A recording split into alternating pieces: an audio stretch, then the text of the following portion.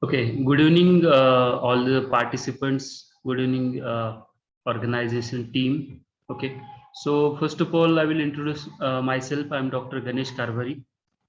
I'm a data scientist by profession. I'm having 8 years of experience in the particular field, data science, as well as teaching research in the various projects.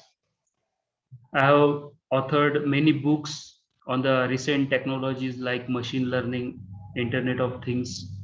I have filed many patents in the machine learning and the data science field also.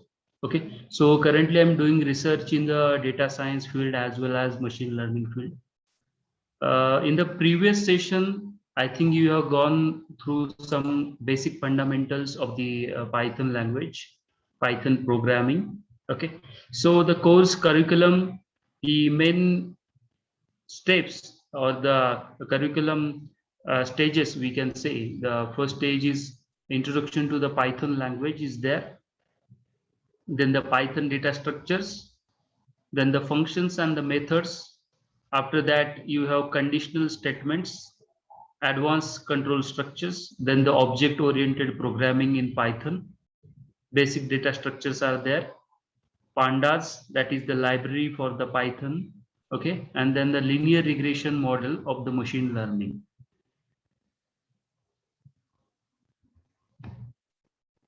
Okay, so this is the foundation course in Python. So you have learned these things in the last session. So what is programming, memory allocations, installation of the softwares, variables and data types, and basic operators. These things you have learned in the last session. Okay, so I hope you got to know how to install the Anaconda package.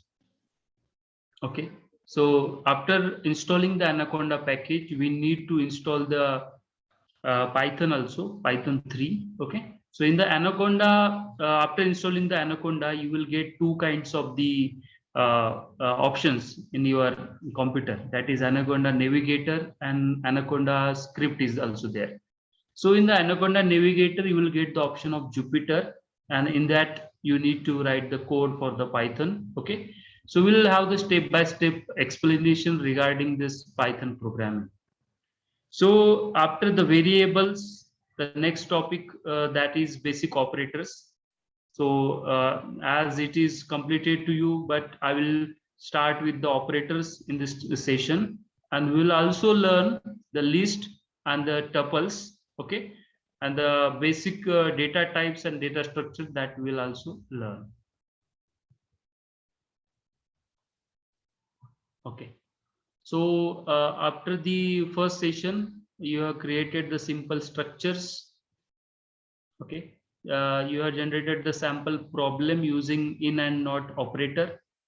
So that was the assignment number 1. In the today's session, we are going to discuss the Python list. We can store the group of elements. We can have various operations on the list. Okay, so it may be insertion or removing the various elements. Okay, so copying the different elements and paste or the duplicate the elements. Okay, so Python list, that is a mutable. Okay, so we'll see that with the help of the various examples and exercises. So there are different functions with the list that are available. Okay, so that is slicing list, assessing the list elements, length function, count function is also there, append function, insert function is there, extend function, remove function, pop function, reverse function is also available there, sorting function is there, copy, and we'll have the operators with the list. Okay, so let me share the screen with the Jupyter Lab.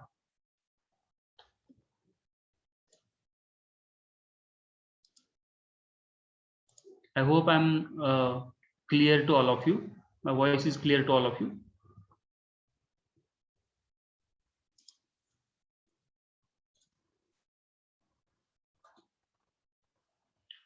Okay, so my screen is visible. Yes, it is visible. Yes, yes. Okay, thank you very much. So this is a Jupyter notebook. Okay, So this one, this is the platform we are using for the programming for the Python, as well as it can be used for the various applications in the data science as well as machine learning. So mostly programmers are preferring this Jupyter notebook nowadays, because this Jupyter notebook gives us the package of Julia as well as Python as well as R language. So the different kinds of the programming languages and the softwares and the tools all are included in a one platform, that is the Jupyter notebook. And obviously Anaconda is a very extended version, and it is the combination of all kind of the softwares and the platforms for the programming. So here we are using the Jupyter notebook. Once you install the Anaconda, you will get the Jupyter notebook. Okay, so no worry if you are finding any problem for the Jupyter notebook or installing the Anaconda. Okay, so if you require, I can also explain how to install that. You just go to the Google. Okay, so I will show you that one also.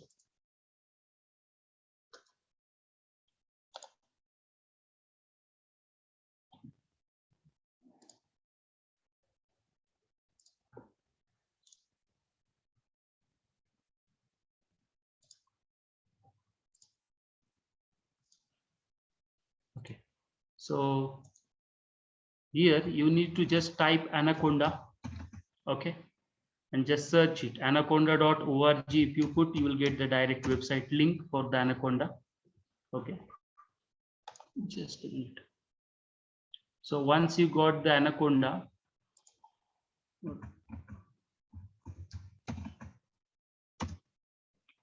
okay, so if you search the Anaconda in the Google, you will get the link. So this one, anaconda.com. Okay, so you will get this link, individual edition for the Anaconda package. Okay,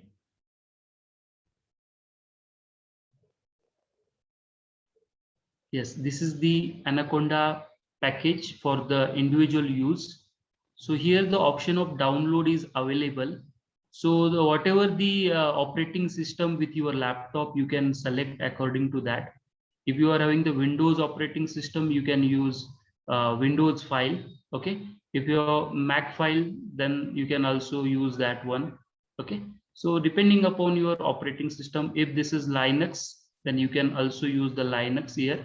So just click on the download, and once you download the Anaconda, you will get several options like Anaconda Navigator. Okay, so see this one. So this is the Anaconda Navigator you will get over there, and Anaconda Prompt also you will get. Okay, so Anaconda will give us various options for the programming platform. Okay, just I will click on the Anaconda Navigator. We'll see what happens. After installation, you just need to go to the Anaconda Navigator. Okay, just I'm revising this concept. Our today's concern is different. Just I'm revising in a 2 to 3 minutes these things, how to install the Anaconda and Jupyter. Okay, so it will take some time.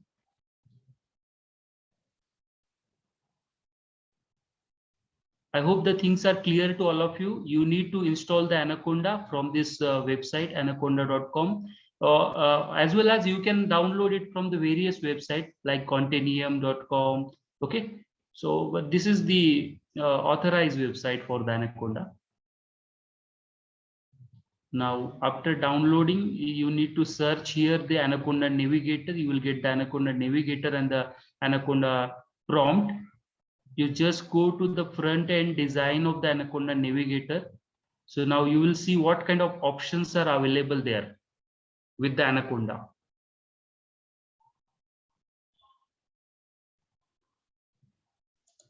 Okay, see. So this is now, this window is opened for the Anaconda Navigator. You can see over here, you will get this command prompt for the Anaconda. You will get this data lore. You will get IBM Watson Studio Cloud. You will get Jupyter Lab. Also, you will get the other options like Jupyter Notebook, PowerShell, Qt Console, Spider, RStudio, PyCharm, Orange, Bluebees. So various options are available for the programming in a Python. Okay, so here we have chosen the Jupyter notebook. So you can see here the launch button. Sir, Below. sorry to interrupt, but Dr. Ganesh, I guess your screen is stuck. Can you just check? What happens, sir? Your screen is, showing one page only. I mean, your screen is stuck at one Okay, place. okay. It Okay, no shows issue. your data science toolkit. That's what I see. Yes. Thank you very much, sir. Yes, I will share another screen. Now it's visible. Yeah. Anaconda Now, Navigator. now it's fine. Yes. Yeah, Thank now you it's very much. fine. Thank you very much, sir. I have moved from one page to other page. That's why. Sure, Thank you. sure, no worries. Yes. So students, so this is the Anaconda Navigator. You will get the various options here, and this is Jupyter Notebook. Okay, so in which we are going to code for the Python. So this Jupyter Notebook 6.1.4 version is there. This is a web-based version because Jupyter Notebook opens in the browser. Okay, we are having the Jupyter Notebook that will be opened in the browser, web browser. So that's why it is called as a web-based application. Okay, so it is an interactive computing notebook environment. Here you can easily edit and you can easily execute the human readable documents. Okay, and we can describe the results for the data analysis. Okay, basically in the data science and machine learning, this Python applications are used in the Jupyter notebook. So you need to just click on the launch button. Once you click on the launch button, that Jupyter notebook will be opened. Okay, now we'll see. After clicking on the launch button, our Jupyter notebook will be opened.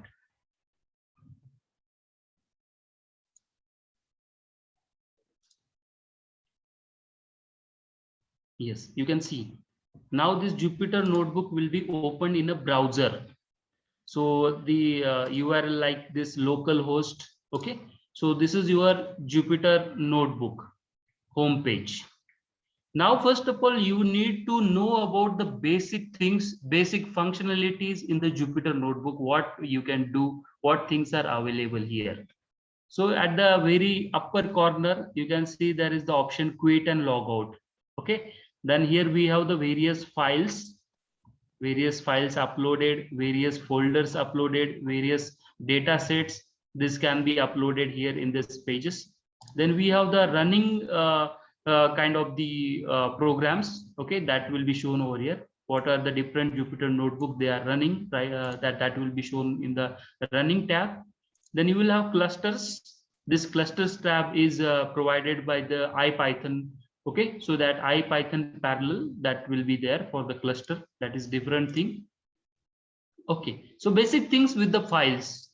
So these are the different files on your computer that will be shown here. Okay, or the Jupyter notebook. You need to upload some files here, or if required, the database can be added over here. Okay, so you can see the upload button is here.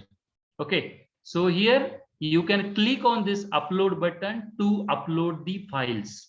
Various databases you can upload, various Python notebook files you can upload, various Python files you can upload. Okay, and if you require to create a new Python file, you need to click on the new button.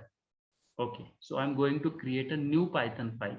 So here you will get the options like text file, folder, terminal, or Python 3. So the current latest version of the Python is Python 3.8. So it supports the Python 3.8. Okay, so we will create a new Python notebook file. Okay.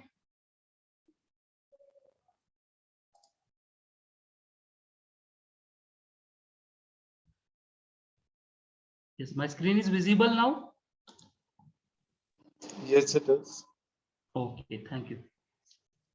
So this is our new created Jupyter notebook file, and you have already learned the various operators in the last session, I guess. Can you just respond on the previous session things, Ankur? Yeah. So previous sessions we checked um, on the data types like numeric string. Okay. So in string we have text data type. Numeric we have integer float. Correct. Then we have sequence. In sequence, we have list tuple. Correct. Then we have mapping. In mapping, we have dictionary. Correct. After that, we have sets. Right. And binary is the last one. Okay. Okay. Thank you very much. Okay. So just refreshing the things now. Okay. So operators. Okay. So every time the programming start with a string, you know how to create the string. Suppose I want to create this string here. So this A that is equal to hello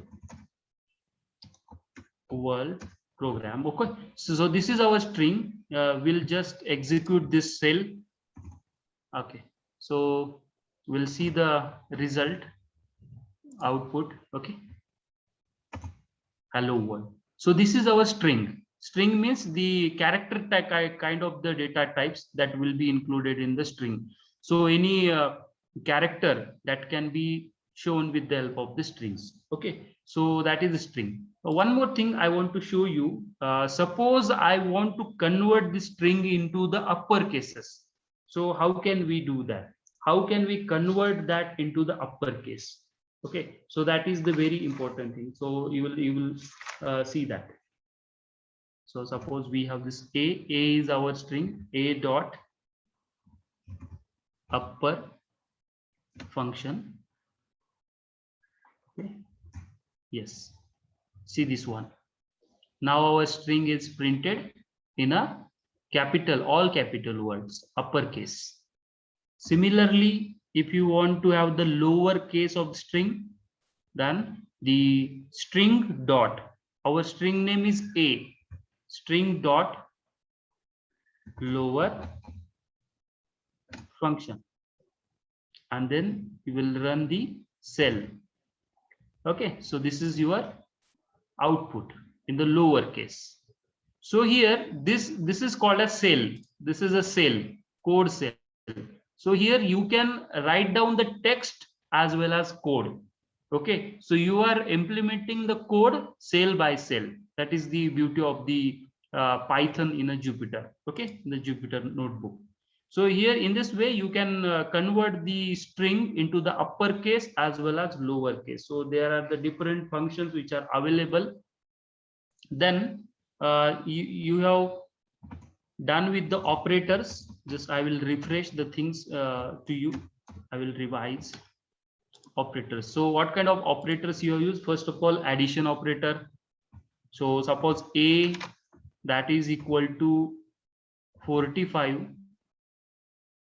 Okay, then suppose a variable B that is equal to 15.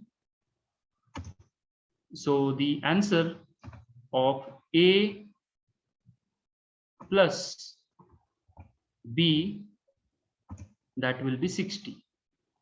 Okay, so in this way you can add the different variables. Similarly, you can subtract.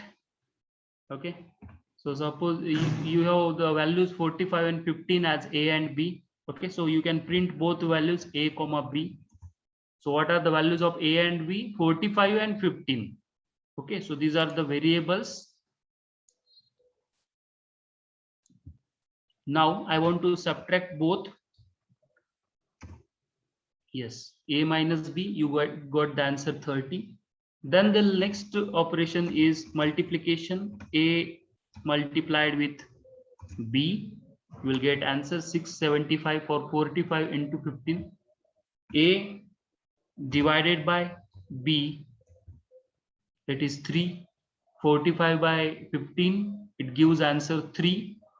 Okay, so these are the arithmetical operators. Next category of operator is the relational operator. Suppose once again I will print the values of A and B, same values. Okay, A is 45 and the B is 15. So I need to check whether the A is greater than B or not. Okay, So that is the relational operator, greater than operator. Okay. So whether the A is greater than B, yes, A is greater than B. So it will print that is true. Then if the A is less than B, we need to check that. So this is false because A is not greater than B. So these are called as the relational operators. So whether the A is equal to B. So this is a equal to operator in the relational operator. We'll check that. It is false because A is not equal to B. Whether the A is not equal to B. How can we check that? A is not equal to B. True, because A is not equal to B. The value of A is 45 and the value of B is 15. So that both the values are not same, not equal. So that is the answer is true. Okay, the output is true. Next, that is the logical operators we are having. Okay, means AND operators and the OR operators. Okay, that kind of thing. So suppose A is true, that is the Boolean what data type, and the B is equal to false. Okay, so the values of A and B you can check over here. A comma B will run this cell, true and false. Okay, so if you are from engineering background, you know that the AND operator, A and B. Okay, so in the AND operator, if both the things are true, then and then it will give the result as true. If any one of the variable is false, at that time the result output is false. That is the AND operation. We'll check that. A and B, it should give false because true and false. So that is giving output as false. So this is false. But in case A and A operation, okay, so at that time the result will be true. This is the AND operation. Similarly, B and A, this is again false.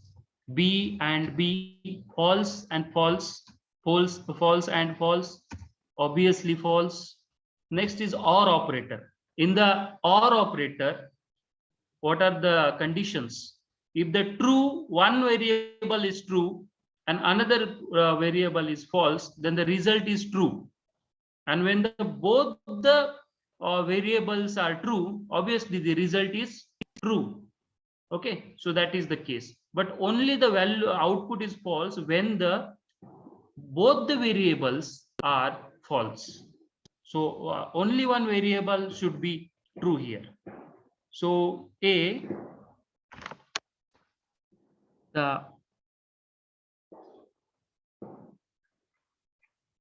just a minute. So that is the OR operator, A or B. Yes, this is true. A or B, it gives a true answer. A or A, obviously it should give true result. B or A, it should give true result. But when false or false, at that time result will be false. Okay, so these are called as the logical operators in the Python. Okay, so I hope you understood these things. I just revised because the basic fundamental things are very important to move further for the application level kind of the things. Okay, so after that you have learned the different data types. So basically the data types are categorized into the two categories: primitive data types and non-primitive data types. So the primitive data types means what? These are the predefined data types. Okay, so what are the predefined data types? Can anyone tell me? What are the primitive data types? Yes, Ankur and Uday. You have learned in the last session also the primitive data types. These are the predefined data types, you can say. Like integer, float, Correct. Complex and complex, string. string. And string. Okay, so these are the four main primitive data types used in the Python. So integer, that is the integer, any integer value like a equal to 14. So this is your integer value. How to check that? You have that operation function, that is type function. Type of this variable a. Now it will give us the data type. Okay, so data type of a variable, that is integer. Similarly, the next data type is float data type. B equal to 3.14. You know the value of pi. It is in the decimal fraction. So B equal to 3.14. Obviously, this is the float data type. Okay, we'll check that type function for the variable b, and this is float data type. Okay, so next is the complex data type. In your school education, you might learn about the complex numbers like 2 plus 3j, 2 minus 4i. Okay, so the things associated with the real values and the imaginary values.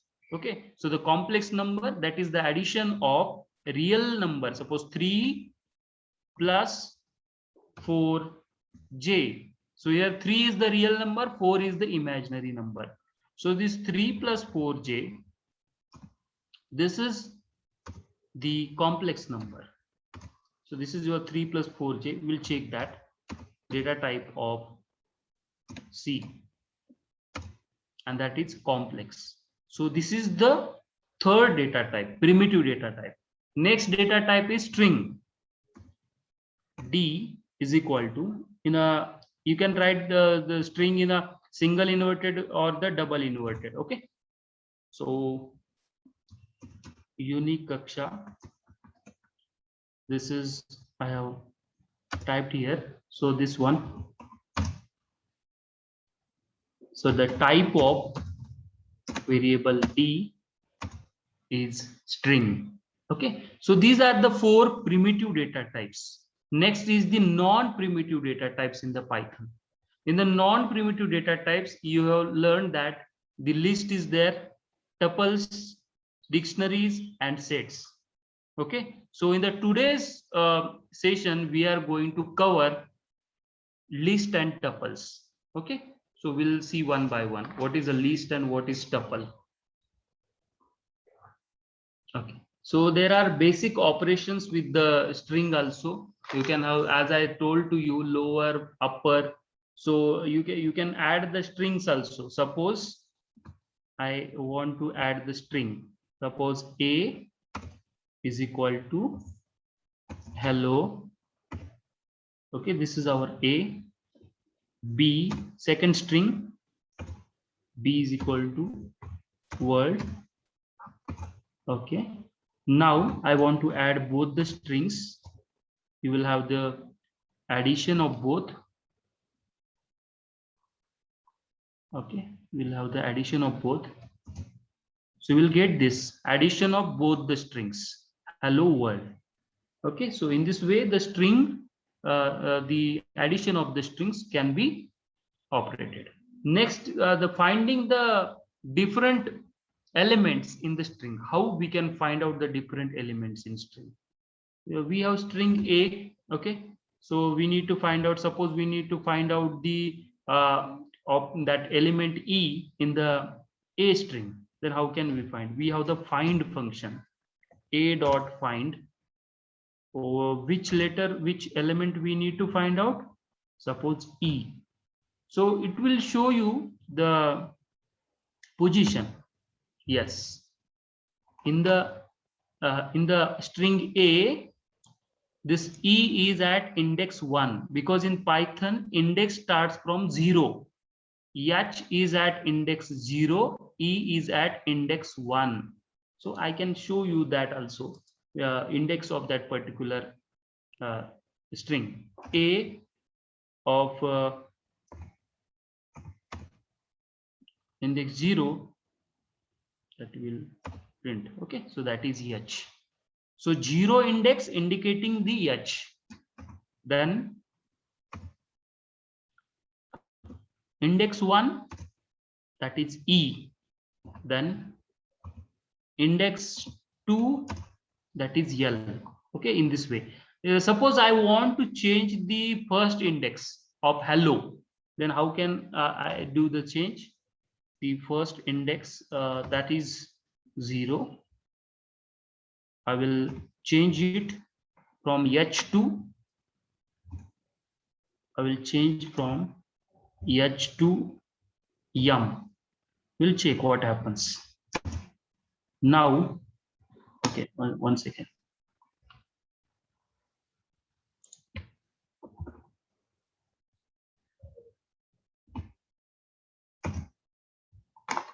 So some problems, just a minute.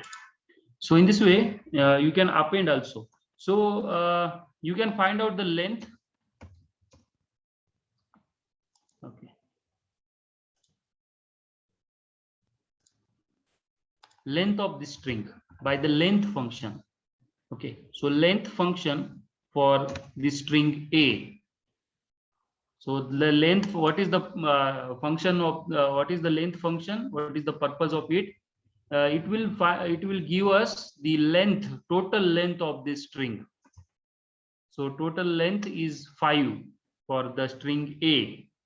Next is suppose we need to append some object in the string or the list, so that we'll see.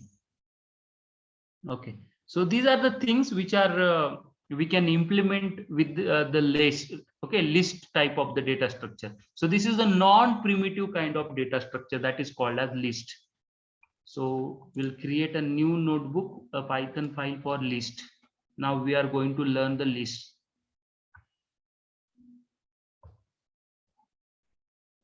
Okay, so basically what is list? List is the mutable ordered collection of elements within the square brackets. List is the non-primitive data type, means it is not predefined. Next feature of list, it is ordered collection of elements. Okay.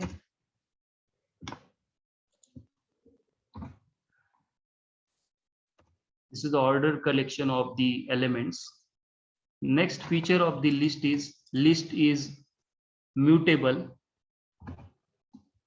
List is mutable. Mutable means it can be changed after defining also. Okay, after defining some variable, the variable can be changed at any place. So that is called as a mutable. Next, so this is the using this you can write down the definition of list. What is a list? List is the non-primitive type of data structure. It is an ordered collection of the elements and it is mutable. Okay, so it is mutable.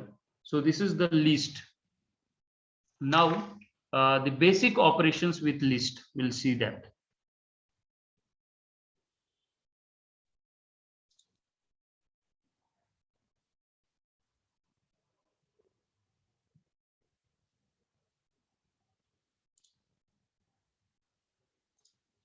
Just a minute. I'm going to share the presentation now.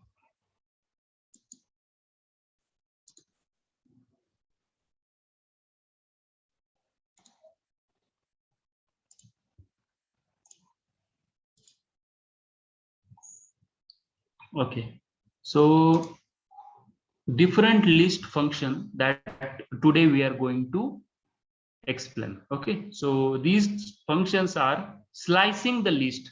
What is the slicing of list? Slicing the list means the component elements which we are having in a list that can be categorized in the different elements. So indexing, okay, depending upon the indexing you can get the positions. Next is assessing the list element. You can assess the list element by their indexes and the positions also. Next is the length function. Length function, it will find out the length of the list. The fourth one, that is the count function. Count function will give us the count of specific element in the list. Append function will add the various kinds of the objects in the list which is already defined. Insert, it will insert the object in the list. Okay. Next is remove. Using remove, you can remove the various objects in the list. Now pop function, it will automatically remove the last element of the list. Okay, this is the difference between the remove and pop. Okay, remove function, you can remove the object, specific object from the list, but the pop function, what it does, it will remove the last element in the list function. Next is the sorting function. You know the sorting, ascending order, descending order function. Sorting can be done with the help of the sort function. Next is the copy function. Using copy function, you can just copy and you can get the copied numbers in the list.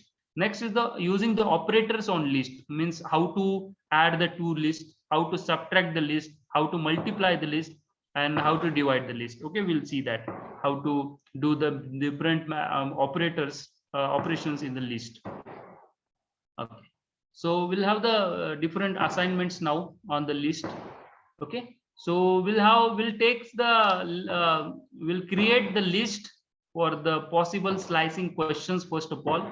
Then we'll have the example to show the difference between the remove and pop function. Obviously, what I told now, remove and pop function. Next is the example on creating the list of list and assessing its index positions. Okay, so that we'll see with the list.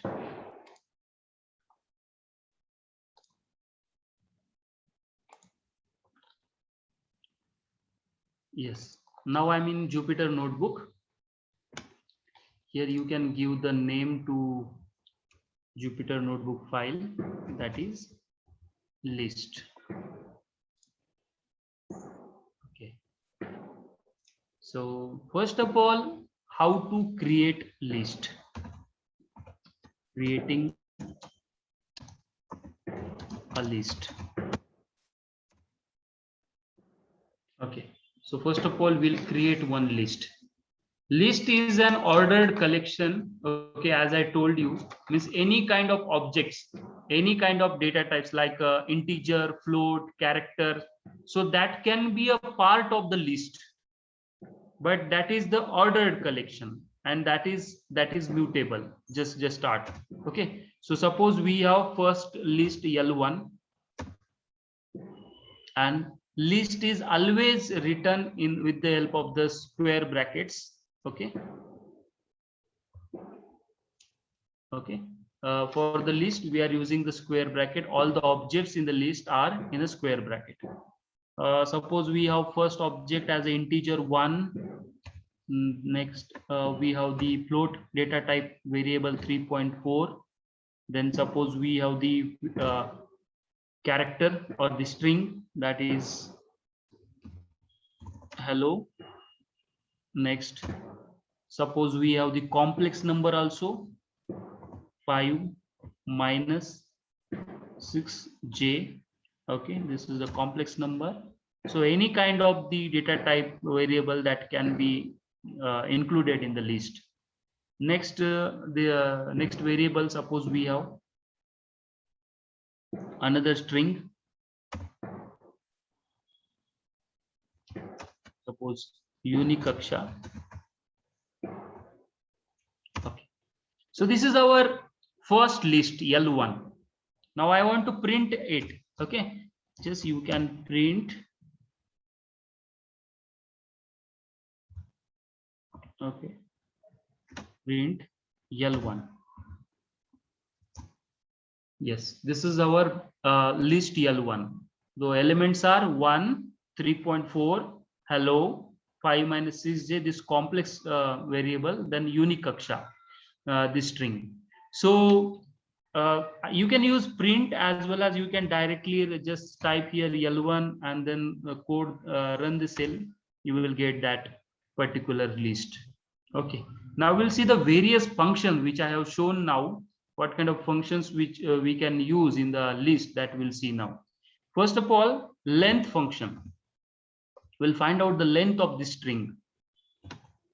What is the name of our string? Can anyone tell me what is the name of our string? The syntax for the length function is len function. Inside that bracket, you just write down the name of the list. What is the name of our list? L1. Correct, L1. Okay, so I will put this L1 in the bracket and I will execute this cell. Yes, the length is 5. Why the length is 5? You can see the options. You can see the objects. This one, 1, 2, 3, okay, 4, 5. That's why. Okay, so as there are 5 elements in the list, so length is 5. Okay, so next is count function.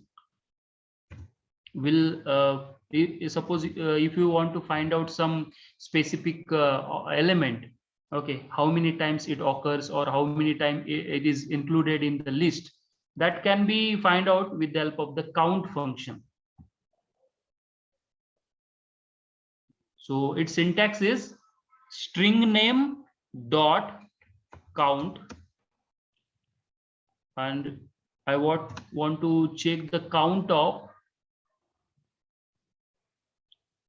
hello.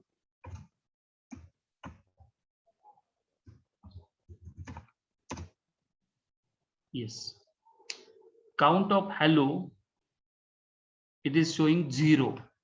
Why it is showing 0? Case sensitive. Yes, correct, case sensitivity. If you write here lowercase h, so at that time it shows 0, but exactly if it is capital H in hello, then it will show the count as 1. Okay, so if you want to find out the count of the 3.4, again it will show 1. Okay, so this is the count function. Using the count function, you can find out the specific object in the list. Next is the append function. Okay, so its syntax is string name dot append function, and what you are going to append in the list, that should be written in the bracket. Okay, so suppose I am appending one more string, Python.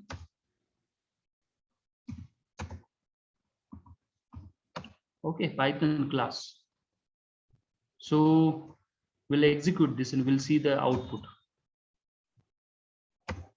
Now the L1. Now you can see previously there were only 5 elements. Now we have the 6 elements. Now you can check the count of this list, that is L1, that is 6. Okay, so what append has done in this list, append created one more object, and that obviously inserted at the last of this list. Okay, so append, it will append the one or more object at the end of the list.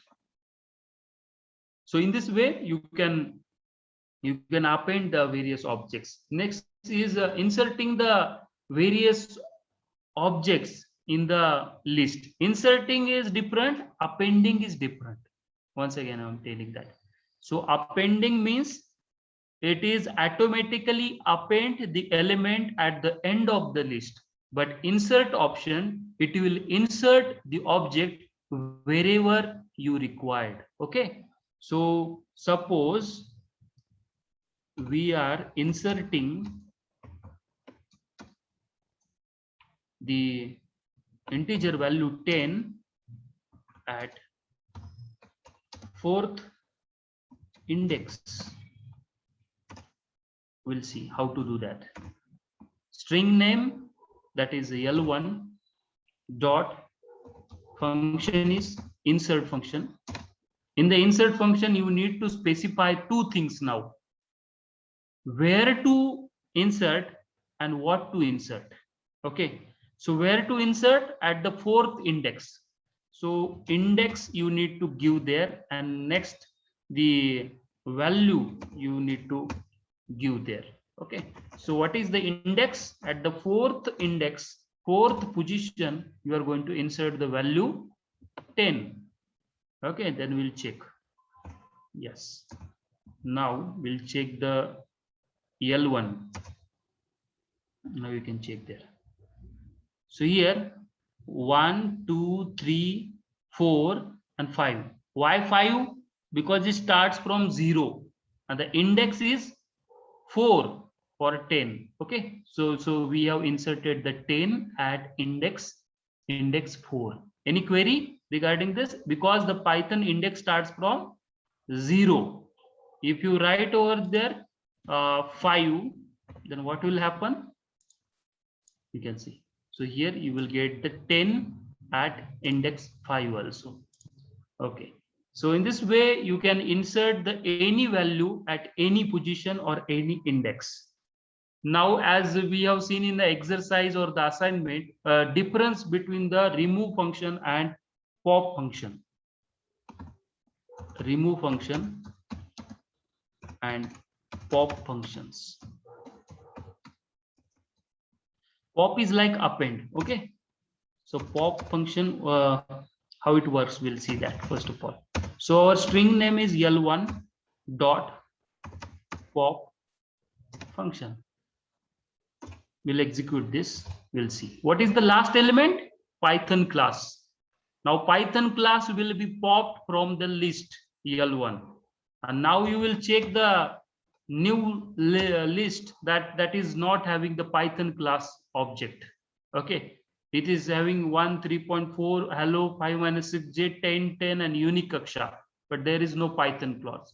So what is doing? It will directly remove the final element, last element of the list. Okay, so that is the purpose of pop function. That is the use of pop function. Okay, but what the remove function will do? It will remove the specific object or element from the list. Okay, 1 second, we'll have the pop function. We'll see now at the this time using the pop function, unique Kaksha will be deleted. L1 dot pop function. So this unique Kaksha is deleted, and now new list is not having this last string. Okay, so in this way, so we'll use the pop function. So this L1 string name dot pop function, it will delete the last item and the new string. Okay, this one. Now remove function. We'll see now for the remove function. Okay, so the string is L1 dot remove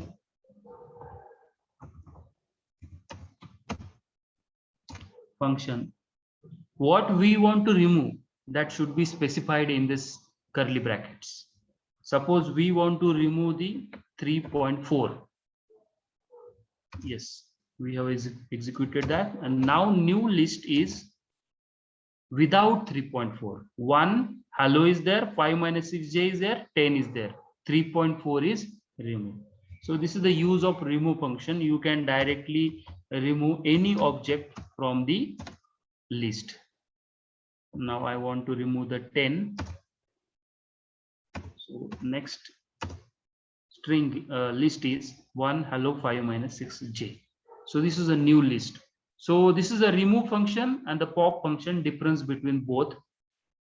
Now, as I said earlier, there is a sorting function also, ascending order. Okay, so L1 dot sort.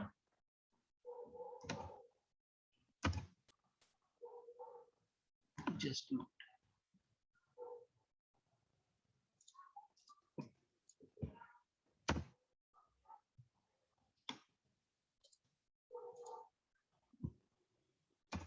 Okay, So suppose we have L2 is equal to,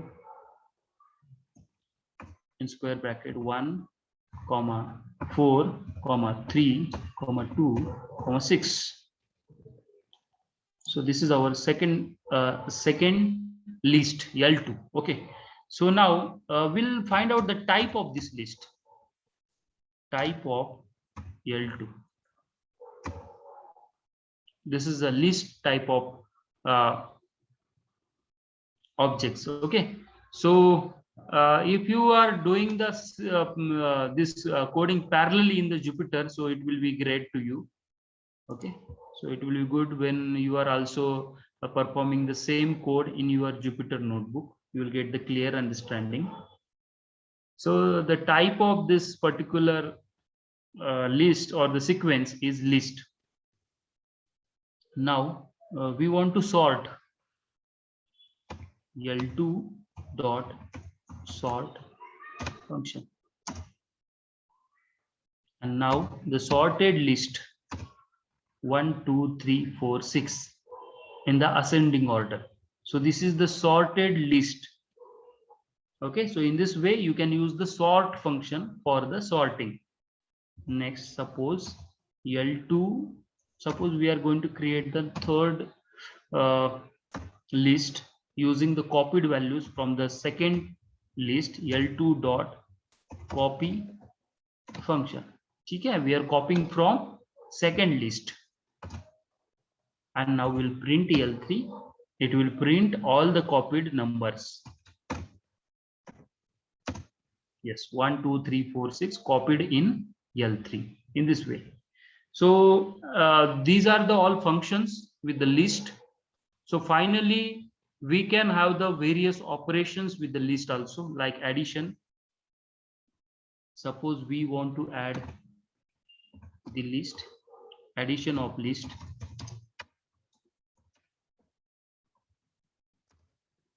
So we have already L1 there and L2 is again there. Now we'll add both.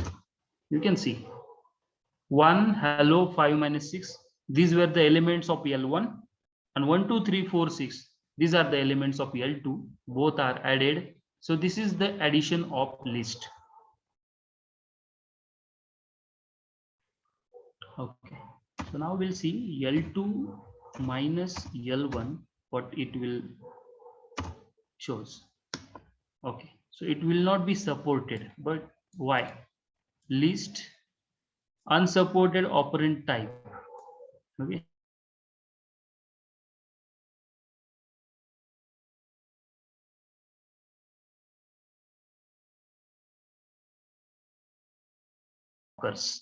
But now we're changing the elements.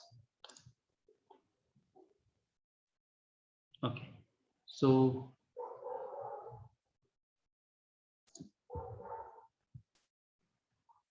next list I'm going to create. Suppose list 1 is equal to, in square brackets, 187, 3, 5, 1 string, 2.7 plus 7j, complex number. So our next list is this one. We'll find out the data type of this. If you are getting confused for data type, then you can check that. List 1. This is a list data type. Okay. So in this way you can find out. Now how to change the elements in the list. List 1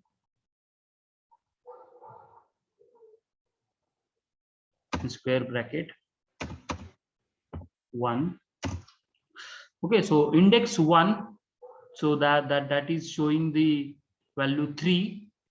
Suppose we want to change that. So what we can do, list 1, this is the list name, square bracket index 1. So the previous value was 3, and now if we want to change as 4, now you can see the new list. Yes, it changes with 3 from 4, 3 to 4. Okay, so in this way you can change the various objects in the list also using this. Now we have one more function, that is reverse function, list1 dot reverse. Okay, so we'll get the reverse list. Now I will execute this. See, so it will reverse the order of all the objects. Okay, so this is the list 1, new list 1. Okay, so these are the options, the functions which are available with the list that we have studied. Now the next thing is tuple. Okay, so how to execute the tuples I will show to you. These things are clear to all of you?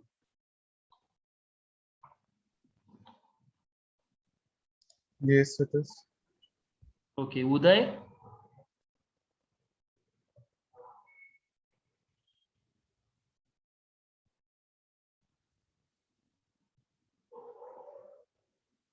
Uday, can you hear me? These things are clear to you?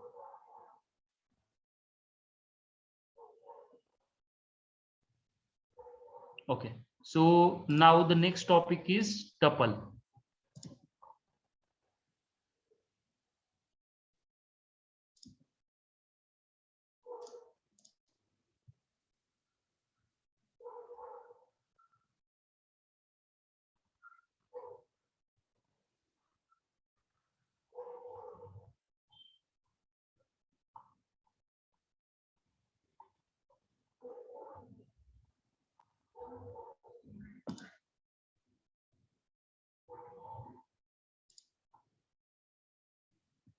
Okay, so you can see here, tuple is the ordered collection of elements, and it is enclosed with the normal brackets. Okay, so tuple, what is tuple? It is again ordered collection of elements, and it is also in the sequence. Okay, but the tuples are immutable.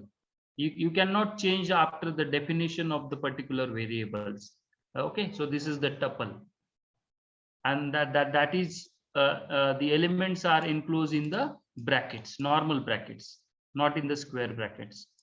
Okay, so suppose we have the first tuple, that is 1, 3, the string Kiran, hello, and 3. So this is called as a defining the tuple. Okay, so we have defined the tuple. Now you can find out the type of this tuple. So just I will create the new tuple. We'll see that. Suppose C is equal to new tuple in the bracket 1, one string will use, that is welcome,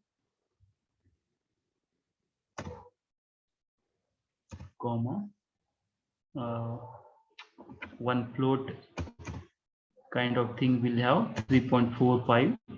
One complex number will use 5 plus 4j.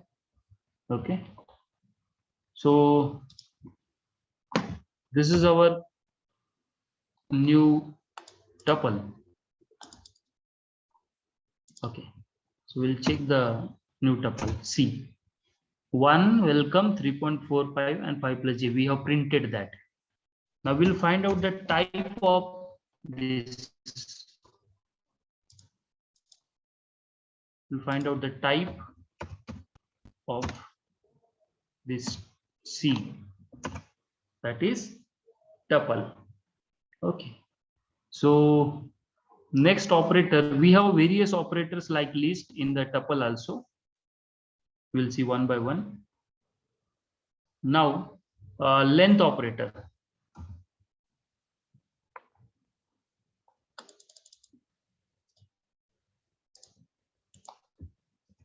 Length of tuple 1.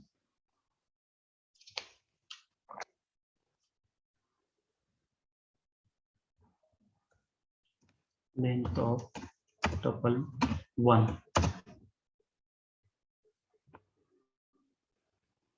We have not created tuple 1. What kind of tuple we have created? That is C. It is 4. Because what are the objects there? 1, welcome, 3.4.5 plus j, 1, 2, 3, 4. 4 elements are there. That's why the length of this tuple C is 4. Okay. Then if you want to show the particular index or the position, we want to access some elements in the tuple, then what kind of the functions are there? We'll see. The tuple, or the we have used the, or that is the, suppose I'm creating the new tuple, okay, with the tuple name tuple 1 is equal to the curly, sorry, normal braces, we have 2, 5.15, comma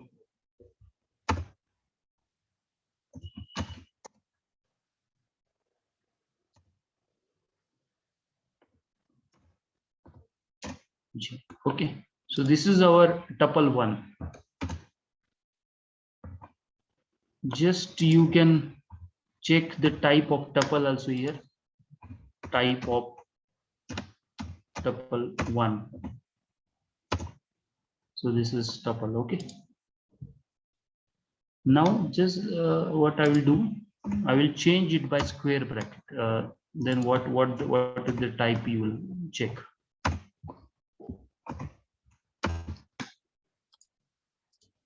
What is the type of tuple 1? It is list. It should be written in normal braces only. Then and then it will be considered as tuple. Okay. So now this is tuple. Now I want to access the index 0 element with this tuple 1. Tuple 1. Index 0 element I want to find out, and that is 2. Yes, index 0 we have 2. Now I want to check the second index element, tuple 1, index 1. At index 1 we have 5.14. At index 3 we have 6 plus 5j. We'll check that. Tuple 1, index 3 we have 6 plus 5j. In this way you can access any element in the tuples. Okay, as well as you can print the different various objects at one time also. Like suppose tuple 1, I want to print the index 0 to index 3 objects. Okay, so this one 0, 1, 2. So 2, 1, this is 1, 2, and 0, 1, 2. These are the index, okay, for this particular elements in this way. Now the next function is mean function. Okay, so minimum value in the tuple that will be determined with the help of the mean function. So that mean function for the tuple 1.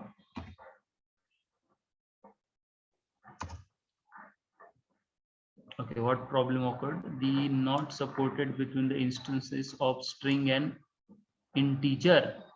I think you got the answer. Why it is not executed? Why this Yes, function? because Yes. string and integer are there together in the tuple. Correct and quote. Because both this integer data type variable as well as the string data type variable, both are present in the tuple. That's why this is not executed. But if we change the tuple just with the, suppose we have tuple with only integer values, then we'll check that.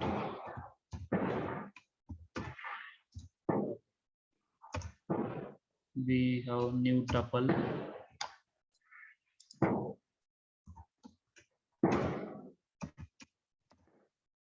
Okay, this is our new tuple. Okay, so now we can use this function, mean function, mean of this tuple. Yes, what is the minimum number? 1. Now similarly, we can use the maximum function for the tuple.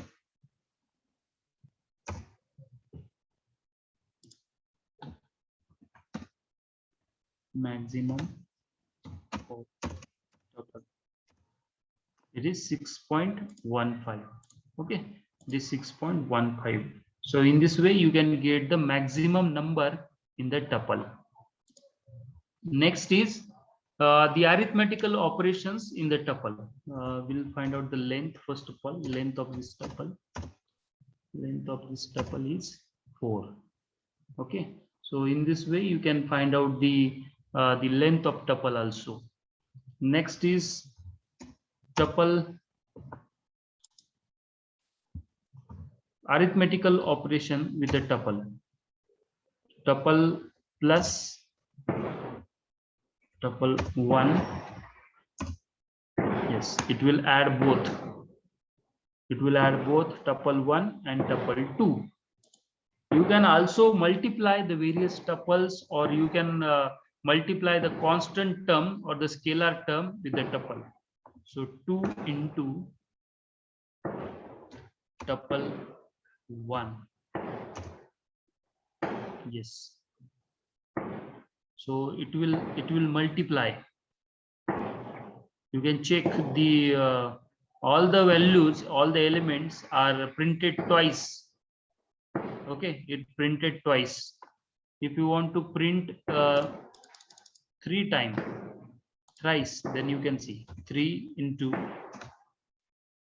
tuple 1. So it will print 3 times. All the objects will be printed 3 times. Similarly, if you want to multiply tuple 1 with tuple, it will give error because we can't multiply the sequence by non-integer of type of tuples, because we have used the integer, float, as well as the character or string kind of data type. That's why we cannot multiply. But if you want to multiply with some value like 1, 2, 3, 4, so that can be possible here in the tuple. Okay, so particular times that will print the outputs. So that is the arithmetical operation with the tuple.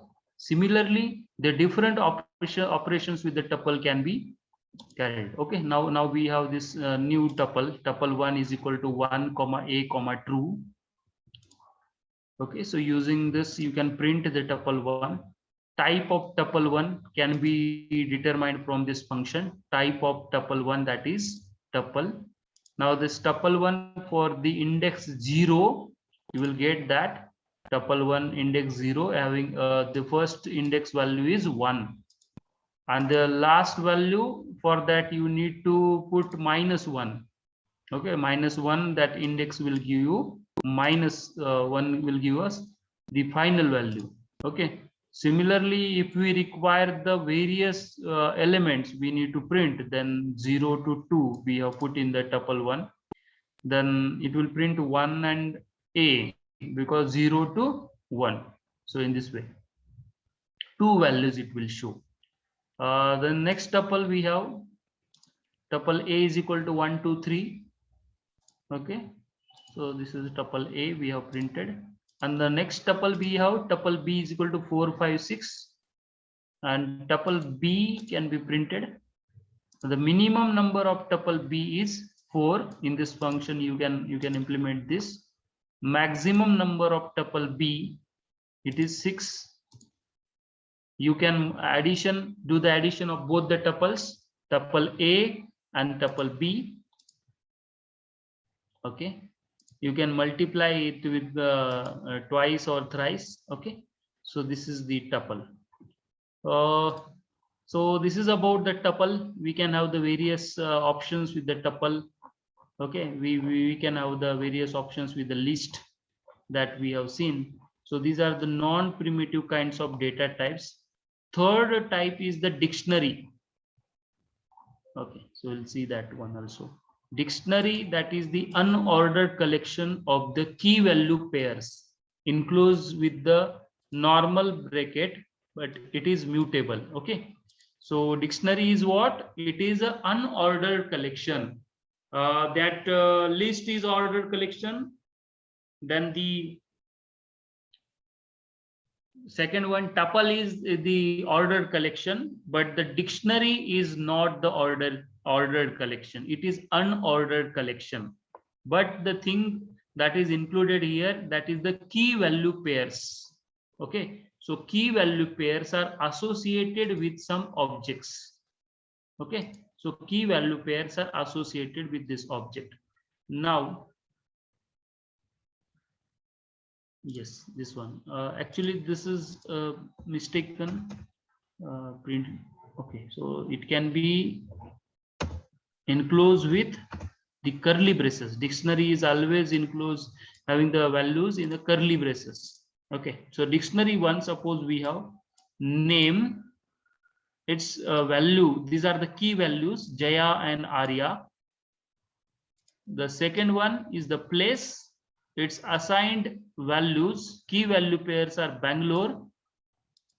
This is the number.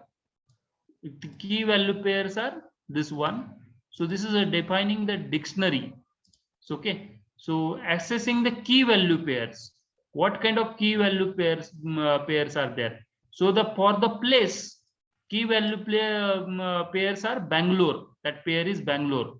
For the name, the key value pair is Jaya and Arya.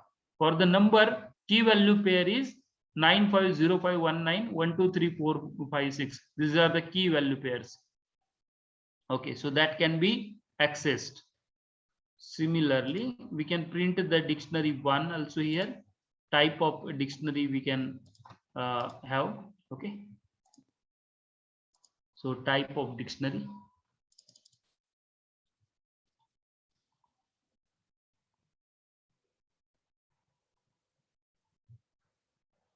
Okay, you can check there. The next function is what? Dictionary dot keys. What kind of the keys are there?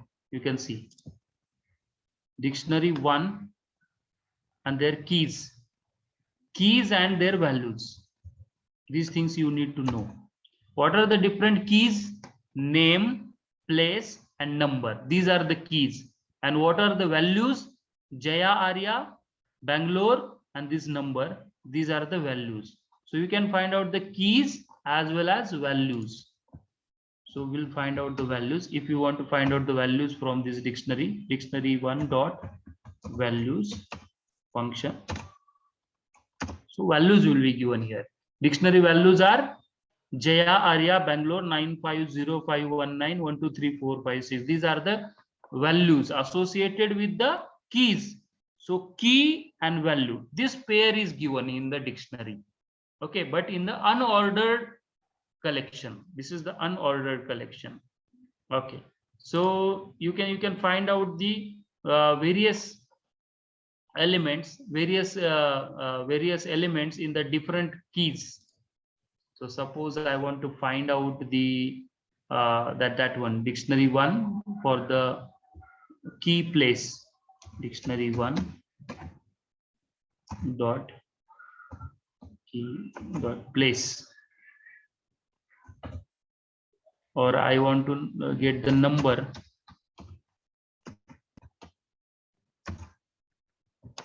Okay. What is wrong here?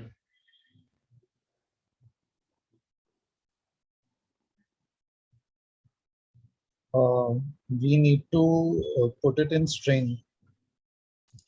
Yes, correct. We need to put in a string. Okay, now it will execute correctly. But again, it is showing error. Why the error is occurred?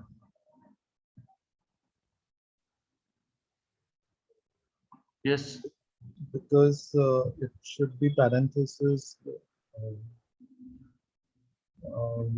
The bracket, it should be in bracket. no, it is dictionary one, bracket is there. The normal bracket maybe. We'll check now. Yes. Okay. Okay. So just we need to put dictionary one square bracket number. Similarly, if we want to get the values for the another key, dictionary one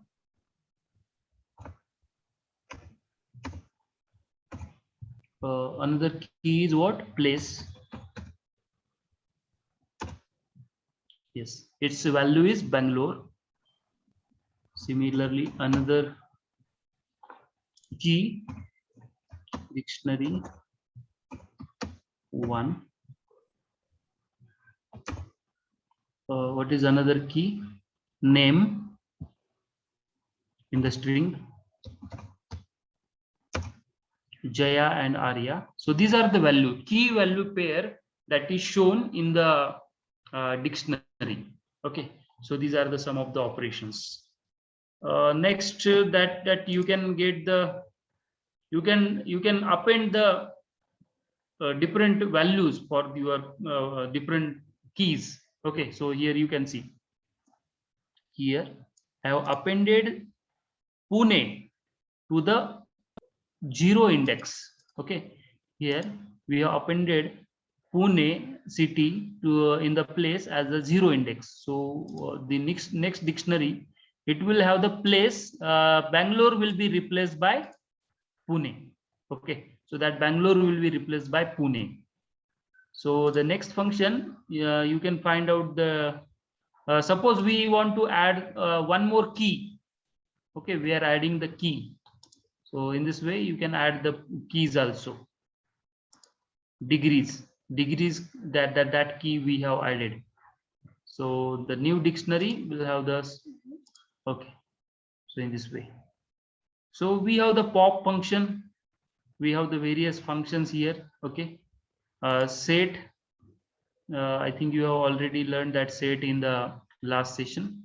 So the list and tuples, the various exercise we have covered.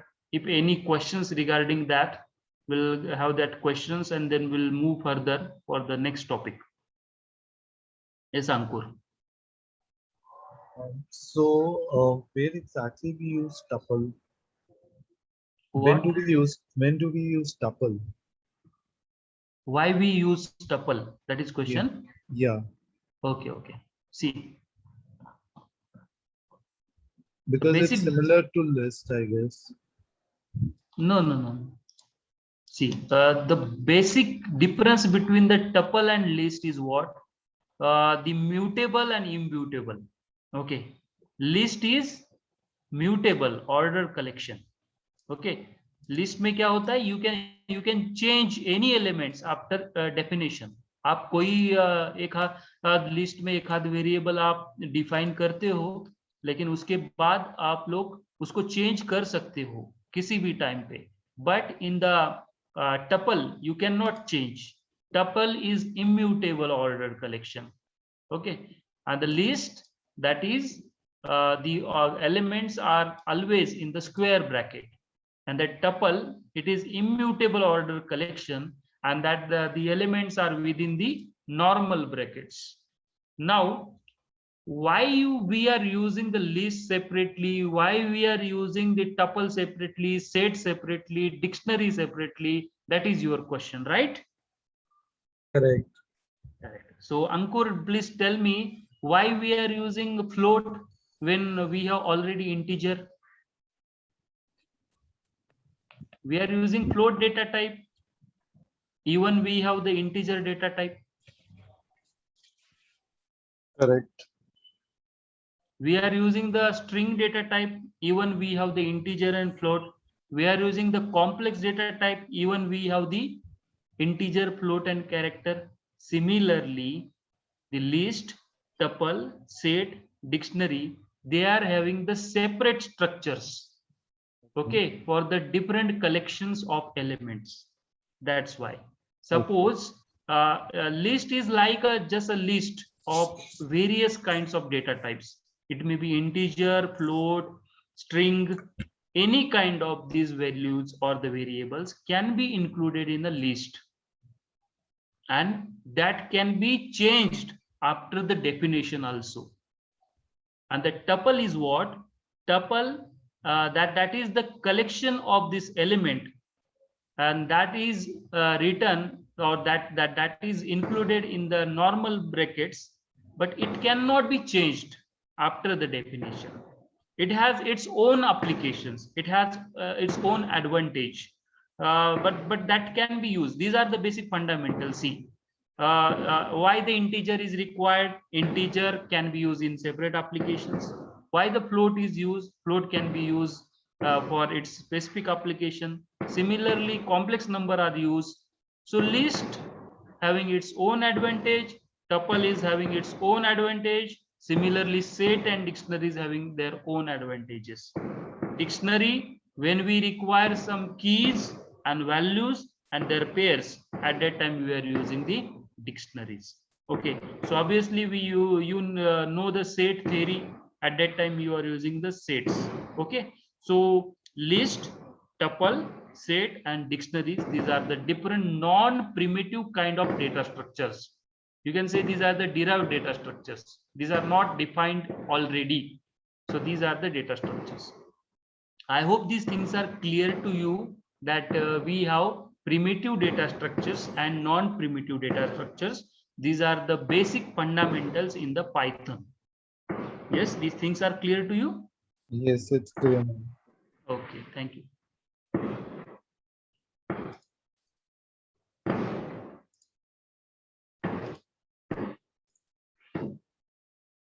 Okay, so as per the assignment on the list, we have covered the slicing questions. We have covered the difference between the remove and pop functions. We have created the list inside the list, and we have assessed the different index positions. Python tuples we have seen. The collection of elements, order is preserved. It cannot be changed. Okay, immutable. See, Ankur, sometimes we require the change. We require the sequence that cannot be changed at any time. Okay. Okay, so that in that case we can use tuple. ऐसा अगर कहीं पे case है, application है कि जहां पे हम हमारे कोई भी सीक्वेंस को कुछ भी वहां पे चेंज नहीं होना चाहिए, so at that time we can use a tuple. And whenever in the programming, if the case there is a flexibility, okay, suppose we can change the values, okay, so at that time we can use the list. Suppose in some cases there is some values which are not changed, which cannot be changed. The values are very predefined, or what we can say, the values are fixed. Okay, values are preserved. So at that time, in that cases we can use the tuples. But if there is a flexibility, if we can change, if we are just having the exercise on it, we can use the list. Okay, so with the tuples and list, we can have different options that we have seen. Okay, in the tuples, in the list, we are done with the slicing list. We are done with the assessing the list elements, len function, count function, append function, insert function. We can also have the extend function, remove function, pop function, reverse function, sorting function, copy function, and using the operators on the list function. Okay, so we are done with the assignments on the list. We have seen the basic of Python tuples. Tuple functions are there. Okay, slicing the tuple. Slicing means what? Yes, Ankur. Basically, slicing means mm, like like accessing the number of elements. Correct, correct.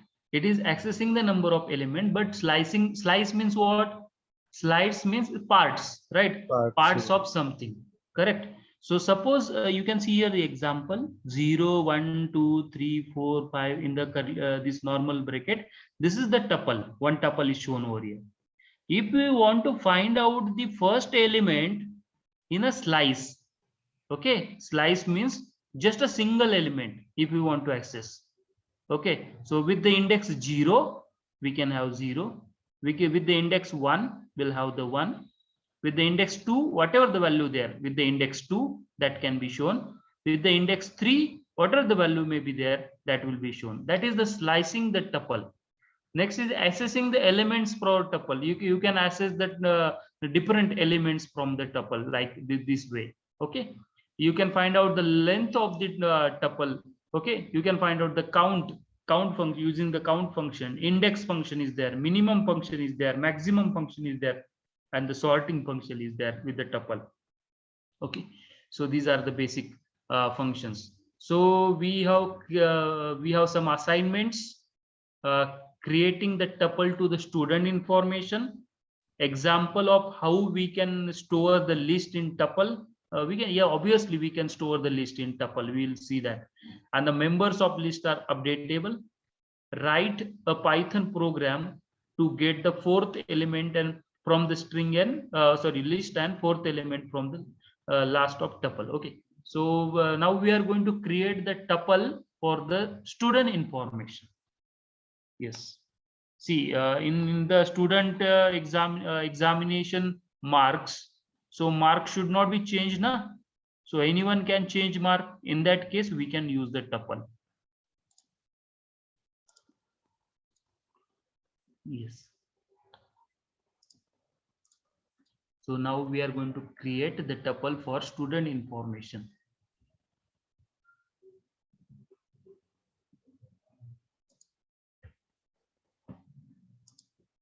We'll give the name to file, creating tuple of student information.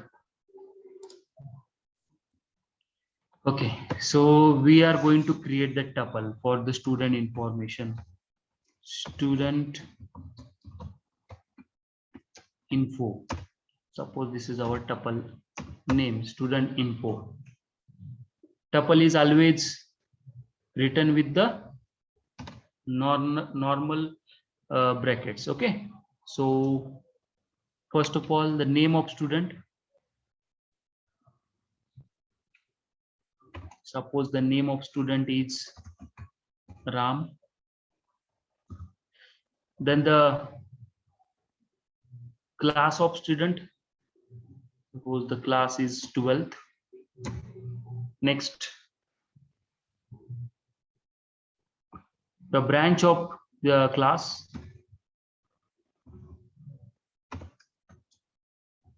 So science stream.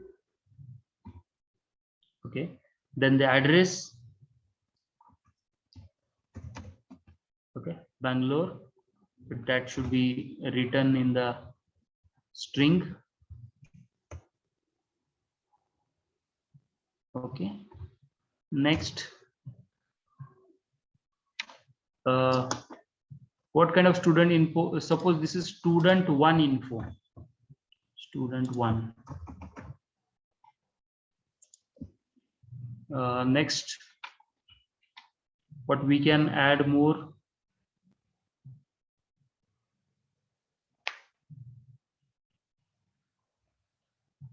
We'll have percentage. Suppose he has 85%. Okay.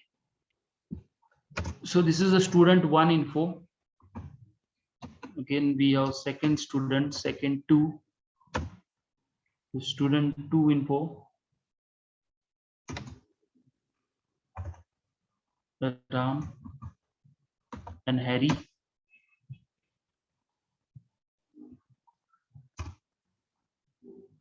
Is 11th standard student from commerce. His address is suppose Pune. He got 78%. Okay, so we have the two tuples and we need to add both. Can we add, Ankur? Can we add two tuples? Let's try. Let's try. We have already done that and we got error Yeah, because integer and float and various variable data types cannot be added. That's why. Okay. Just a second. The student 2. Yes, we can add. yeah, we can add. Yes, Ram 12 science Bangalore 85, Harry 11 commerce Pune 78. This can be added in the Because they have the tuple. same data type, right? Yes, that's why. So now if we want to multiply the student 1 2 times, I want to print the student 1 2 times.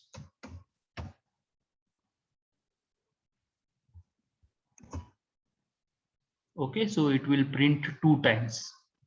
Then if you, but where we got error in the min function. Okay, we cannot find out the min function. Yeah.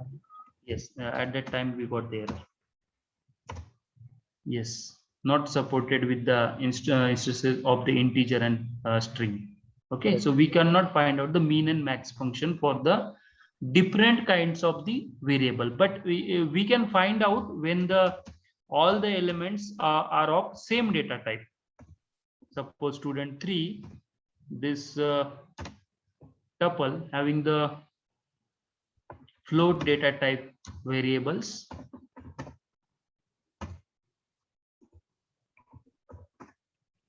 So here we can find out the mean function. Okay, mean of student 3. Yes, we can find out here, as well as we can find out the max function. Correct. So what is the condition? Where variables should be of same data type. That is the condition. Yes, but if we can add the 2 tuples. No issue there. We can add the 2 tuples. So automatically all the variables will be added. Okay, so this is the assignment for creating the tuple of student info. So you can find out the length of tuple, various options you can get from this.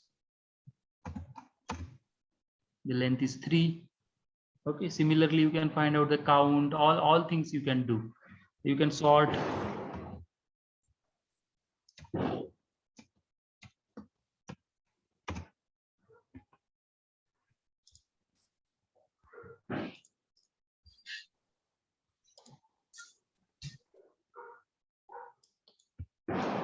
We cannot use sort in this way. I think student 3 dot sort, because the syntaxes for the different data structures are not same. Tuple object has no attribute sort. I will check for the sort operation. So there are some little bit changes in the syntax. That's why we are getting some error over there. So this is very what we can say, very case sensitive kind of the programming in the Python. So you need to be very careful for each and every step. Once you get the practice of all these things, so the things are very simple. Okay.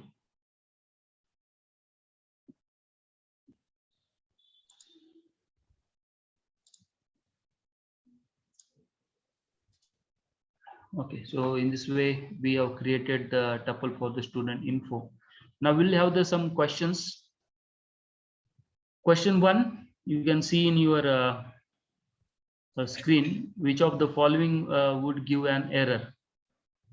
So list 1, is it visible? Yeah, it's visible. Okay, so the first option is list 1 is equal to just empty square bracket. Second is list 1 is equal to empty square bracket into 3. List 1 is equal to 287, and fourth one is none of the above. Which one will give the error? I think none of the above.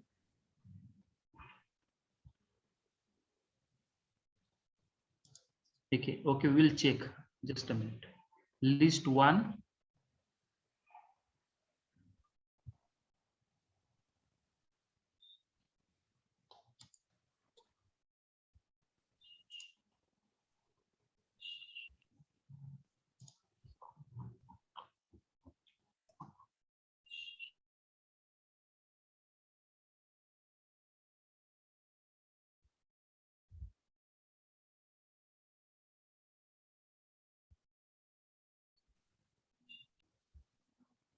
Okay, so list 1.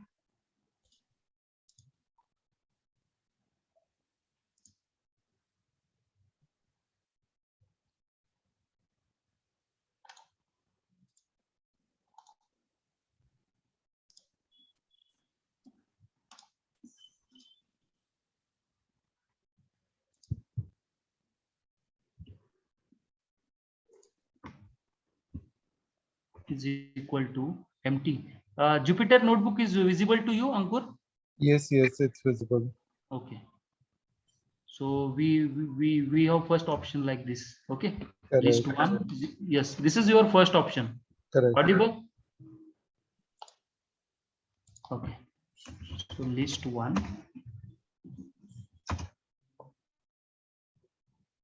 I think L is lowercase.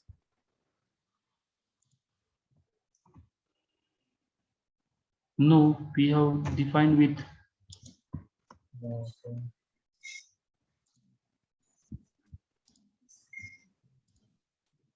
yes. Okay. So list 1, that is valid. Okay. So one more option was there. Second option. Into 3. Yes, multiplication. Yeah, there is no error actually. Yes, and the next was 287 in the list. It was and 287. that is correct. that Yeah, that that is is correct. so no one is incorrect. Okay. Correct. So yes.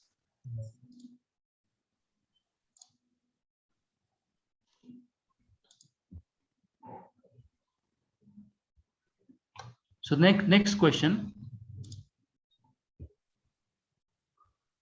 Next question is, which of the following is true regarding the list in Python? Lists are immutable.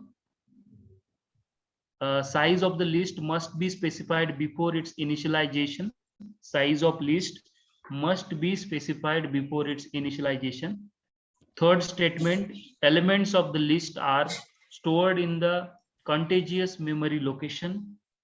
Size of list 1 command is used to finalize the size of list.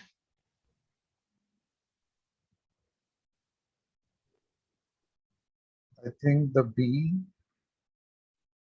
Size of list must be specified before its initialization. Yeah. No, I think the size should not. It's no. I think it's first of all, list are immutable. No, I think tuple Tuple is immutable, right? immutable. Correct. List is mutable. That's why this option is incorrect. Incorrect. Question is to find out the true statement. Okay, so we are finding the correct statement. First option is incorrect. Correct. Second option, we have not mentioned any size. We have not specified any size before the initialization of list in any example you have seen. Okay, Correct. that's correct. why second option is also wrong. Okay, it is incorrect. Third option, elements of list are stored in contiguous memory location. So that is the background process. We have not specified that. But if you see the fourth option, size of list one, that function, that command is used to find the size of list. Okay, so that is correct. Correct. Correct. Yes. Next question, Ankur. What will be the output of below Python code? List one is given Mhm. with the elements 8, 0, 2, and 5. And we are printing the list one with the elements that 2 colons are given and -1. What will be the output? The output will be so it would be 2 -1 is this. There So- is printing mistake. List Yeah. one, that the list one is 8095. It should be 8095. 95. Okay. Consider 8095. yes, instead of So 2, A consider is 9. correct. A is correct. How?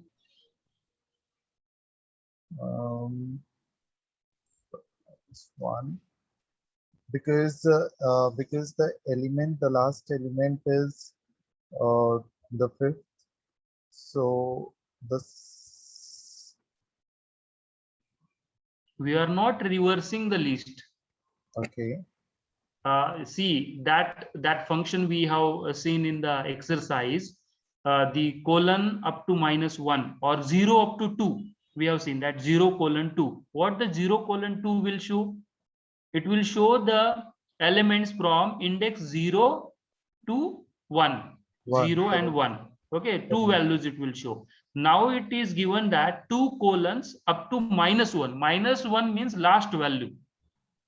Okay. Last element, and the 2 colon they are showing from the all the elements from 0 index. So all the elements up to the last element means the total list one, that is 8095, that will be shown. Got the point? Okay. Okay. Okay. Because it is showing up to -1. -1 means last element in the list. So the starting and end point. So let's say the starting and end point, we should take all the elements, right? Correct. Okay. Okay. Next question. Which of the following creates a tuple? There are 4 options. The codes are given, syntaxes are given. So which syntax will create a tuple? First, tuple 1 is equal to, in curly, normal braces, string A comma string B. Correct. This can create a tuple. Next, tuple square bracket 2.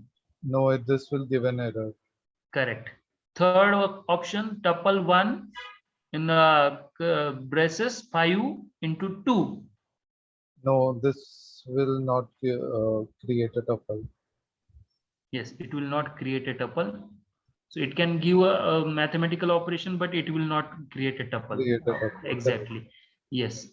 So the option A is correct. Correct. Right. Next question. Choose the correct option with respect to Python.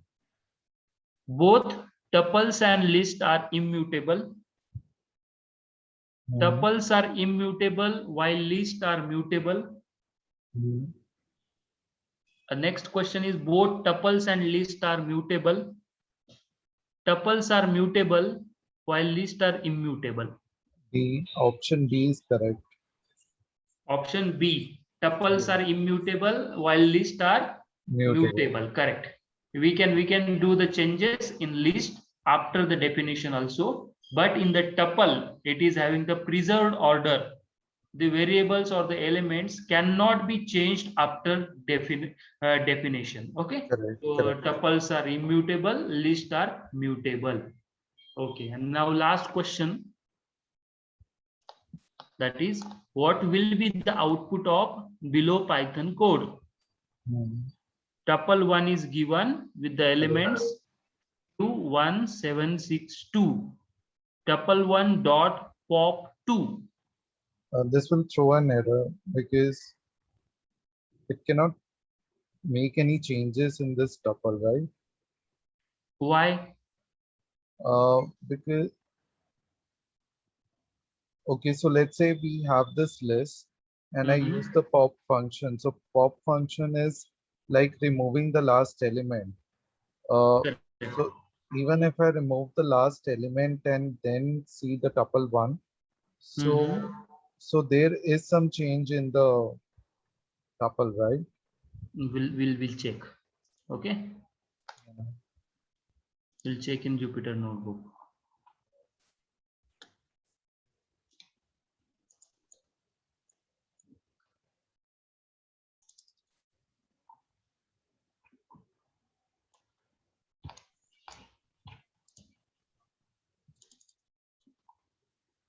Okay. Tuple 1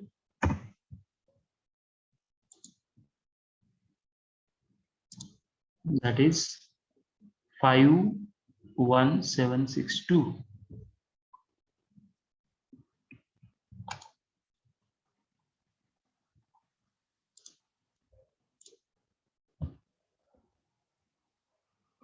Tuple is always written with the normal bracket.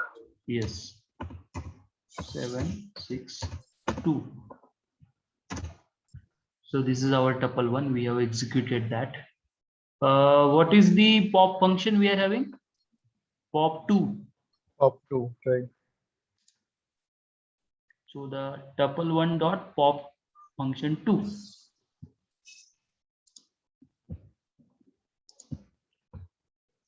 Tuple 1 dot pop function 2. It will create error. Correct.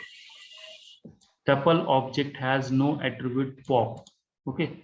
So it will create error. Why the error is created? Because pop function, it automatically delete the last element. Correct. Okay. That's why. So the correct option from this question is error. This is error. Correct. Correct. So this is the a whole discussion regarding the basic fundamentals in the Python, like the primitive data types, integer, float, character, complex number, basic operators in Python, then the list, various function in the list that we have seen today, various functions for the tuple, what is the tuple is. Okay. So these things today we have discussed. Okay. So thank you very much. If any doubts, any queries, you can ask regarding this topic. We have the various applications of Python. Okay. So what are the applications of Python? Can you tell me? Like it helps in web development. Correct. It is even in it's a script used in scripting and all. It's as we know in data science, machine learning, it is widely used. Okay, your academic background, you are from which background? I'm from commerce background. I've done my MBA and BCom. Correct. And currently I'm like having 6 years of experience, and 2 years is into IT. Okay, great. So this career is great for you, as today nowadays you can see the commercialization using the recommendation systems using machine learning, data science, and Python. Okay, that changed the business lot. Okay, because many of the businesses, many of the e-commerce businesses, you can say, they're using these things. Okay, the examples like YouTube, the Spotify. Okay, so they are using these recommendations, even Facebook, Google, okay, all things now. So Amazon, they're using these things. Okay, while you purchasing any product in the Amazon, suppose we are purchasing a mobile phone, so Right. automatically there in the cart, the headsets or the covers or the accessories are added automatically using the association chain rule in the machine learning. Okay, so that is the beauty of this Python, machine learning, and data science. So mostly in the business nowadays, these things are used.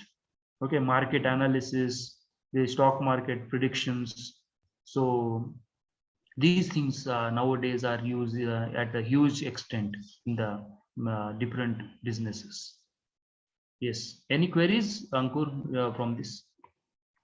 No, I guess the topic was very clear, and I'll just practice it today so that I'm able Okay. to retain it. Okay. Unable to what? No, no, I was saying I'll just practice it so that I'll be able to retain it. Yes, yes, yes. It's a matter of practice. Once you practice this, you will get the clear understanding. If you not practice, you will not do anything. Okay.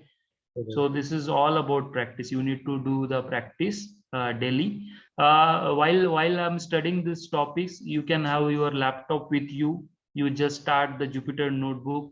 You should start the coding with parallelly with us. Okay. So Okay. yes. So parallelly, you will get the clear understanding of all this coding. Okay. Okay. So, As sir, you are, yes. sorry, sir. So where can I find the recordings and all? Would it be in Elements? Okay, Dhruv sir will guide Yeah, you. Record. yeah, Ankur. So what I'll do, I'll send you the recording for today's session and last session also. I'll email you the cloud recording, and you'll be Okay. having the link, and the password will also be mentioned. Okay. So can I send you by tomorrow? Will that be fine? Sure, sure, sure. No, not a problem. Hello. Yes, yes. You can share it by tomorrow. I'll email you. I have your email Gmail. Yeah, I'll share it in the by tomorrow afternoon. I'll share it with you because cloud recordings. I mean, it takes like couple of it doesn't take much time, almost 1 hour or so. Okay. But Okay. since it's already 9, so I'll share it with you tomorrow, and you Correct. can go through. You can go through both the recordings, and you can see the session. Okay. And the Python notebooks also will be shared with us. Dr. Ganesh, can you check on that? Dhruv sir, we can send. All right. Yes. So Ankur, Yes, sir. that's why at the beginning of this session, I have guided you how to install the Anaconda, right? How to Correct. install the Correct. Pythons. So Correct, sir. that's why I have mentioned all these things. So first of all, you need to go to the anaconda.com. Okay. Okay, sir. Okay. Yes. Just I will once again guide you how to get the Anaconda. Okay. See. Okay, sir. Just so 1 second.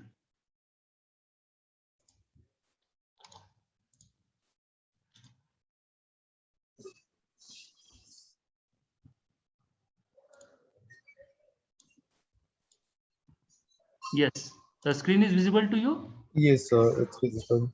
Okay. Simple steps. Okay. Don't get any complexity in your mind. Okay. Just go to the Google. Just type there Anaconda. Okay. Correct, sir. Just click on that. You will get the results. Okay. Skip this one. This is not our this one. Anaconda.com. Okay. It is a second window is visible to you. This window is Yes, sir. visible. Okay. Yes, sir. This is visible. Okay. So you will get this individual edition for Anaconda. Okay. Correct, sir. So you need to click on that. The website will be open for the same. Okay. Mm-hmm. Okay, So sir. you will get this anaconda.com products. and it will directly show the link of download here, Anaconda individual edition. Okay. Correct, sir. If you are having the laptop with Windows operating system, so this is for you. If you have the Mac OS, then you have to click on this. Okay, Mac OS, Windows, Mac, and Linux. All three options are there. Okay, as per Okay, your OS. So just click on the download. Okay. Okay, sir. And once you click on the download, one file will be downloaded. Then you need to click on that downloaded file and just click on OK. Okay. Okay, sir. And it will install in your PC. Okay. And then after Correct. that, I need to launch it, right? Then you need to go to the search bar. Okay. You can see this. Is it visible to you? Yes, sir. Yes, sir. It's visible. Okay. So you need to go to the search bar and there just type Anaconda.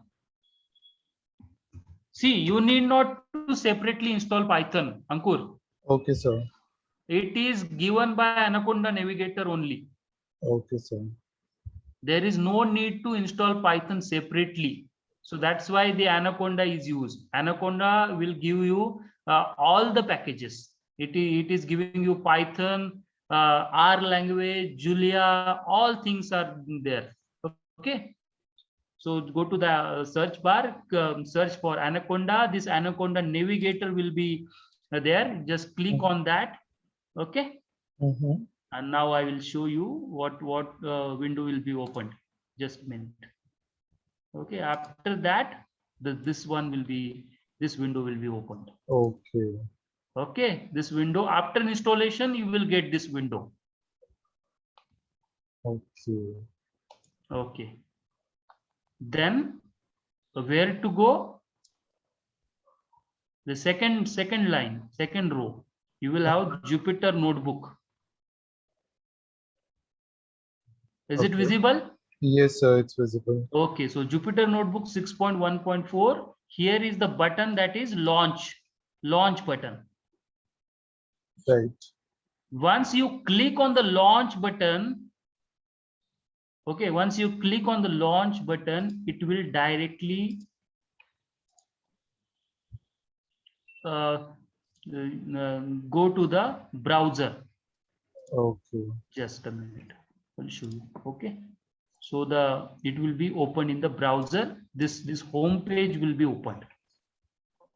Okay, this Jupyter Notebook home page is open. Yeah, if you want to upload the file, you will upload whatever the code is there. We can send to you. You can upload that and you can implement that in the primary stage. When you got the expertise in writing the code, you just click on the new button and the Python 3 file. Okay. And the new Python 3 code script or that particular Jupyter Notebook will be opened. Okay. Right. Yes. So this is just the beginning, and this is the guidance for installing the Python using the Anaconda distribution. I think the things are very much clear to you. Yes, sir. It's pretty much clear. Okay. Okay. So thank you very much. Thank you. Thank you, sir. Thanks everyone for the session. And Ankur, I'll send you the cloud recordings for both the sessions. And hope to see you in the next class on Monday. Yes, definitely. Thank you. Thanks everyone. Have a good night. Bye-bye. Bye-bye.